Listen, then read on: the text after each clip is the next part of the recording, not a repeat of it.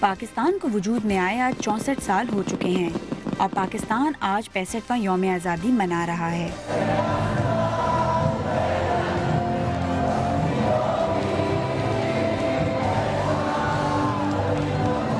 چونسٹھ سال کے اس سفر میں جہاں پاکستان نے بہت سے اتار چڑھاؤ دیکھے، وہیں بے پناہ ترقی بھی کی ہے۔ اگرچہ ہماری ترقی کی رفتار نسبتاً کم رہی، لیکن بے پناہ چیلنجز کا مقابلہ کرتے اور اس ملک کو ترقی کی راہ پر گامزن دیکھتے ہوئے ایک جرأت مندانہ قوم کی طرح ہمارے سر فخر سے بلند ہیں۔ سب کچھ پیچھے چھوڑ کر آنے والی یہ قوم جس کے بارے میں مخالفین یہ کہا کرتے تھے کہ شاید چند ہی سال یہ ملک چل سکے گا، آج بھی دنیا کے نقشے پر نمایاں ہے۔ چیلنجز کے میدان میں جب قدم رکھا تو چند سالوں میں ہی پہلا اسلامی ایٹمی طاقت والا ملک بن گیا۔ زراعت، صنعت، تعلیم، فنون لطیفہ اور دوسرے بہت سے شعبوں میں جو نام پیدا کیا وہ بہت سے اقوام کے نصیب میں نہیں آئے۔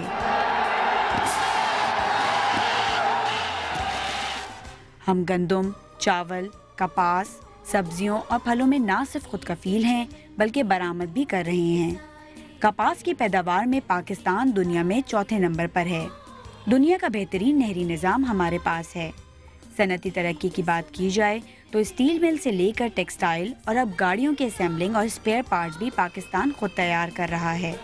سائنس کے میدان میں نوبل پرائز ہولڈر اور کھیلوں میں کرکٹ، ہاکی، سنوکر، اسکواش کے ورلڈ چیمپئن رہے ہیں۔ تعلیم کے شعبے میں ہمارے طالب علم دنیا بھر میں ریکارڈ قائم کر کے پاکستان کا نام روشن کر رہے ہیں۔ فنون لطیفہ کا ذکر کیا جائے تو مصور، خطاط، گلوکار، شاعر، مجسمہ ساز دنیا بھر میں اپنا لوہا منوا چکے ہیں۔ ملک خداداد پاکستان کو یہ اہمیت بھی حاصل ہے کہ جس ماہ مقدس میں قرآن پاک کا نزول ہوا، اسی ماہ سیام میں اللہ تعالیٰ نے دنیا کے نقشے پر ایک نظریاتی اسلامی مملکت عطا کی۔ خدا کرے کہ میری ارض پاک پر اترے وہ فصل گل جسے اندیشہ زوال نہ ہو۔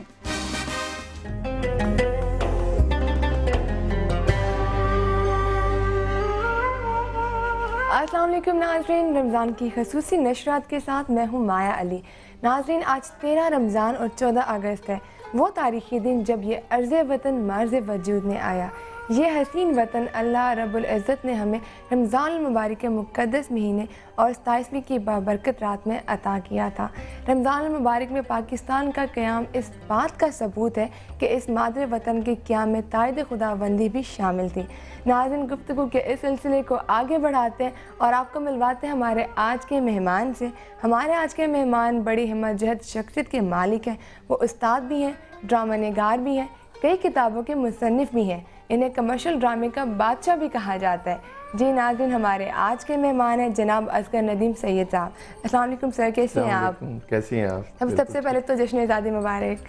سب دیکھنے والوں کو، سب ویورز کو یوم آزادی مبارک، خیر مبارک۔ سر یہ بتائیں کہ ایک بار پھر سے 14 اگست رمضان میں ہے تو کیا کہیں گے آپ اس کے بارے میں؟ بنیادی بات یہ ہے کہ پاکستان، جیسا کہ آپ نے کہا کہ تائید عزتی بھی حاصل رہی اس کے قیام میں، لیکن ساتھ ہی وہ سوالات بھی، وہ چیلنجز بھی کہ ہم نے سروائیو کیسے کرنا ہے اور دنیا کے نقشے پہ ہم نے ایکسیلنس کے ساتھ کیسے آنا ہے۔ تو اللہ کا شکر ہے کہ بہت سارے میدانوں میں ہم بہت اچھی کارکردگی کے ساتھ نمایاں ہیں، لیکن پھر بھی کچھ مسئلے ایسے ہیں جن کو دیکھنا پڑے گا، جس میں بڑھتی ہوئی غربت کا مسئلہ ہے، تعلیم کی کمی کا مسئلہ ہے، صحت کے مسائل ہیں، رہنے سہنے کے مسائل ہیں، آبادی کے مسائل ہیں۔ یہ وہ چیزیں ہیں جس سے پوری دنیا کے ملک اس وقت جد و جہد کر رہے ہیں، لیکن ہمیں کچھ زیادہ کرنی ہوگی، تب کہیں جا کر ہم اپنی اس قوم کو جہالت سے، غربت سے اور سماجی ناانصافی سے بچا سکیں گے۔ یہ بہت بنیادی چیلنجز ہیں۔ بالکل سے، یہ بہت ہی خوبصورت بات کی ہے اصغر صاحب کی۔ اسی بات پہ ہم لوگ چلتے ہیں جی ذکر خیر پہ اور دیکھتے ہیں کہ آج احمد جاوید صاحب ہمیں کون سی خوبصورت بات بتاتے ہیں۔ This segment is brought to you by مل جل کے کھلے خوشیاں۔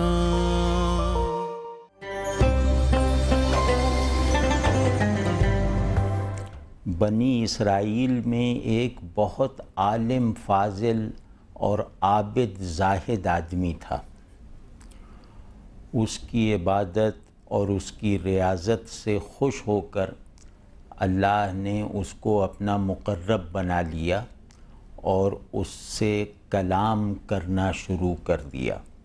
تو ایک دن اس نے اللہ تعالیٰ سے پوچھا کہ یا اللہ، ایک بات میری سمجھ میں نہیں آتی، میں نے آپ کی بنائی ہوئی بیشتر چیزیں دیکھی ہیں، اس دنیا کو بھی کافی دور تک اور خاصی گہرائیوں میں سیر کر رکھا ہے، مجھے ہر چیز کا کوئی نہ کوئی فائدہ، کوئی نہ کوئی اس کا مطلب نظر آتا ہے، لیکن ایک چھپکلی ایسی مخلوق ہے جسے دیکھنے اور غور کرنے کے باوجود میری سمجھ میں یہ نہیں آتا کہ تو نے چھپکلی کو کیوں پیدا کیا ہے۔ تو اللہ نے فرمایا کہ دیکھو کیسی عجیب بات تمہیں لگے گی کہ کل یہی مسئلہ چھپکلی لے کر میرے پاس آئی تھی کہ یا اللہ، میں نے بھی دنیا کو بہت دیکھا ہوا ہے، میں نے بھی تیری بہت ساری مخلوقات کو دیکھ رکھا ہے، لیکن صرف یہ جو بنی اسرائیل کا عابد زاہد ہے، اسے دیکھ کے میری سمجھ میں یہ نہیں آ رہا کہ یہ کس مرض کی دوا ہے، اس کے وجود کا ہمیں کیا فائدہ ہے۔ تو یہ صاحب کہنے لگے کہ یا اللہ، چھپکلی نے میرے بارے میں آپ سے یہ کہا؟ ہوں کہاں، اور کل ہی کی بات ہے۔ تو ان کو بہت صدمہ بھی ہوا اور کچھ غصہ بھی آیا کہ چھپکلی ایسی محمل اور حقیر شے ان کو جو ہے وہ گویا بالکل مد فاضل اور فضول چیز اور بیکار شے بنا کے رکھ رہی ہے۔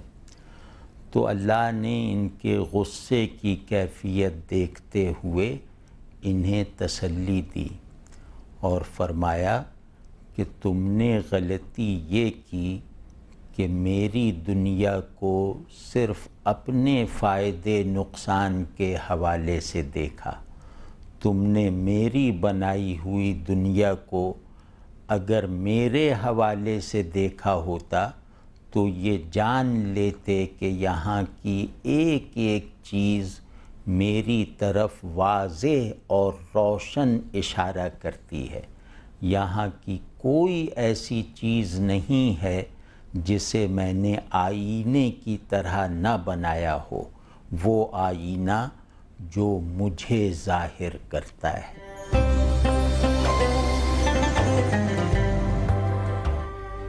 جی تو ناظرین، آپ لوگوں نے دیکھا کہ احمد جاوید صاحب نے بہت ہی خوبصورت بات کہی اور اسی طرح ہمیں بتاتے رہتے ہیں، لیکن اب وقت ہوئے جی پرائس لسٹ کا، اور دیکھتے ہیں کہ آج چاول کی قیمتیں کہاں تک پہنچی ہیں، کم ہوئی ہیں یا زیادہ بڑھ گئی ہیں۔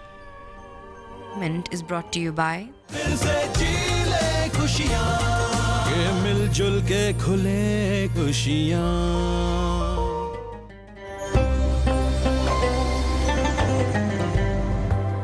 رمضان کے مہینے کی ایک خصوصیت افطاری کی دعوتیں ہیں۔ ان ضیافتوں میں بریانی، پلاؤ اور چاول کی دیگر ڈشیں لازمی طور پر موجود ہوتی ہیں۔ دیگر ضروری اشیاء کی طرح اس بار رمضان میں چاول کی قیمت بھی آسمان سے باتیں کر رہی ہے۔ چاول کی مختلف اقسام ہیں۔ ہول سیل مارکیٹ میں چاول 60 سے 130 روپے میں دستیاب ہے، جسے پرچون میں 2 روپے اضافے کے ساتھ فروخت کیا جا رہا ہے۔ دال چاول زیادہ استعمال کرتے ہیں، خاص کر کے رمضان میں زیادہ تک استعمال کرتے ہیں۔ دکانداروں کا کہنا ہے کہ رمضان کے دوران چاول کی فروخت میں اضافہ ہو جاتا ہے، خصوصاً مخیر حضرات مساجد اور دوسری جگہوں پر چاول کی تقسیم کرتے ہیں، جس سے اس کی فروخت عام دنوں کے مقابلے میں بڑھ جاتی ہے۔ کافی زیادہ چاول بکتے ہیں، زیادہ دیگ والے، پکوائی والے، کیٹرنگ والے، ان کی گاہکی ہمارے پاس زیادہ ہوتی ہے۔ سپلائی اور ڈیمانڈ کی وجہ سے ہی جو قیمتیں ہیں وہ کرتی ہیں، ویری کرتی ہیں، لیکن آج کل رمضان میں بہرحال ڈیمانڈ جو ہے وہ زیادہ چاول کی زیادہ ہوتی ہے۔ کوئی بھی ضیافت چاول کی ڈش کے بغیر مکمل نہیں ہوتی، لیکن چاول کی بڑھتی ہوئی قیمتوں نے چاول کو عام آدمی کے دسترخوان سے دور ہی کر دیا ہے۔ افطار کا سما کے لیے کیمرامین مرتجی اعجاز کے ساتھ غالب عباس، سما، لاہور۔ جی تو ناظرین، آپ لوگوں نے دیکھا کہ جو چاول ہیں جو ہم لوگوں نے کھانے ہوتے ہیں عام روٹین میں بھی، اس کی قیمتیں بھی کتنی زیادہ بڑھتی جا رہی ہیں۔ مہنگائی کا طوفان کب تھمے گا؟ ہمارے ساتھ موجود ہیں اصغر صاحب، لیکن ابھی وقت ہوا ہے ایک بریک کا، تو ملتے ہیں اس بریک کے بعد۔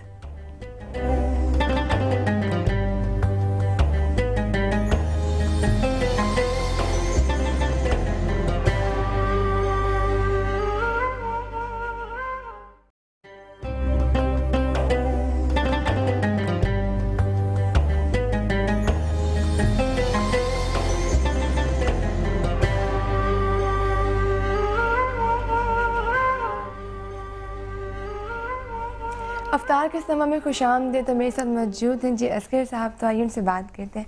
اصغر صاحب، ابھی ہم لوگ بات کر رہے تھے کہ ایک طریقہ ہوتا ہے کسی بھی چیز کو سیلیبریٹ کرنے کا، تو آپ نے بھی دیکھا ہوگا کہ لوگ سڑکوں پہ نکل جاتے ہیں، وہ آوارہ گردی ہوتی ہے یا لوگوں کو تنگ کرنا ہوتا ہے؟ دیکھیے، دنیا میں اجتماعی خوشی کے مواقع لوگ انجوائے کرتے ہیں، سیلیبریٹ کرتے ہیں، یہ اچھی بات ہے، اور ایکسپریشنز ہیں ڈیفرنٹ کہ کوئی خوشی کس طرح مناتا ہے، لیکن میں یہ جانتا ہوں کہ دنیا میں زیادہ تر لوگ کلیکٹیولی اس کو سیلیبریٹ کرتے ہیں۔ مثال کے طور پر فٹ بال میچ ہے، کرکٹ میچ ہے، اس میں کوئی قوم جیتتی ہے تو وہ سپونٹینیسلی وہ لوگ باہر آتے ہیں، تو اچھی بات ہے، اس میں کوئی اختلاف نہیں ہے کہ وہ کیوں باہر بچے آتے ہیں۔ بات ساری اتنی سی ہے کہ وہ بیہیو کیسے کرتے ہیں، وہ ڈسپلنڈ کتنے ہوتے ہیں۔ میں نے خود لندن میں، اسپین میں یا آسٹریلیا میں لاکھوں کا کراؤڈ ہوتا ہے، مگر مجال ہے کہ کوئی ایک بھی غلط بات ہو جائے یا غلط حرکت ہو جائے یا مس بیہیو ہو جائے۔ فیملیز ہوتی ہیں، خواتین، بچے، تو یہ ایکسپریشن اچھی چیز ہے۔ ہماری قوم کے پاس تو خوشی کے بہت ہی کم مواقع ہیں۔ اب دیکھیں، سپورٹس تھی، وہ آہستہ آہستہ اس ملک سے باہر ہو گئی، تو اللہ کرے کہ وہ وقت دوبارہ ہے کہ ہمارا کرکٹ میچ ہمیں دوبارہ ملے۔ تو 14 اگست کو اگر بچے، لڑکے، نوجوان باہر نکلتے ہیں تو میں اس کو اس نظر سے نہیں دیکھتا کہ یہ غلط ہے، صرف یہ دیکھنا ضروری ہے کہ کوئی وہ ایسی حرکت تو نہیں کرتے جس سے ان کی زندگی کو خطرہ ہو، جس سے ان کے ارد گرد جو لوگ ہیں یا جو فیملیز باہر نکلی ہیں ان کو کوئی بات قابل اعتراض لگے، تو بس اتنی سی بات ہے۔ جی، ابھی آپ لوگ بتا رہے تھے سر کہ جی اتنی پرابلمز ہیں، ایک کے بعد ایک مسئلہ ہے، 64 سال ماشاءاللہ پاکستان کو ہو گئے بنے ہوئے، کیا ہمارے مسئلوں کا کوئی حل نہیں ہے یا حل ہے، ہم لوگ خود ہی نہیں اس پہ امل کر رہے ہیں؟ دیکھیں، ہر چیز کا حل موجود ہوتا ہے، اور حل ہوتا ہے آپ پولیٹیکلی کتنے مضبوط ہیں، آپ کی ریاست اور اس کے ادارے کتنی مضبوطی کے ساتھ انٹیگریٹڈ ہیں اور چل رہے ہیں۔ یہ ہوتی ہے ایک کنجی ہوتی ہے جو کسی قوم کو ترقی دیتی ہے۔ دوسری بڑی بات یہ ہوتی ہے کہ اس ملک میں جو انٹیلیجنشیا ہے وہ کیا رول پلے کر رہی ہے، پولیٹیشنز کیا رول پلے کر رہے ہیں، ادارے کیا رول پلے کر رہے ہیں، تعلیم کا کیا رول ہے، تہذیبی ارتقاء کے لیے جن چیزوں کی ضرورت ہوتی ہے، مثلا آرٹس ہیں، فنون لطیفہ ہے، سپورٹس ہے، ان کا کیا رول ہوتا ہے گرومنگ کے اندر اور ایک سوسائٹی کو ایک ایکسلنس کی طرف لے جانے کے لیے۔ تو یہ بڑی بنیادی چیز ہے۔ ایک کا نہیں ہوتا، مطلب پوری ایک گروپ ہوتا ہے جس کا کام ہوتا ہے۔ یہ ایک کلیکٹیو سپورٹ کے ساتھ سسٹم چلتا ہے۔ اور جو بات آپ نے کی کہ حل نہیں ہے، دیکھیے حل کیوں نہیں ہے، ہر چیز سامنے ہے۔ پھر صحیح، معافی جی آپ کو بات کرتے ہیں، آپ کا حل کیا پوچھیں گے، لیکن ناظرین ابھی وقت ہے یہاں پہ ایک بریک کا، تو کہیں مت جائیے گا، ہمارے ساتھ رہیے گا، ملتے ہیں بریک کے بعد۔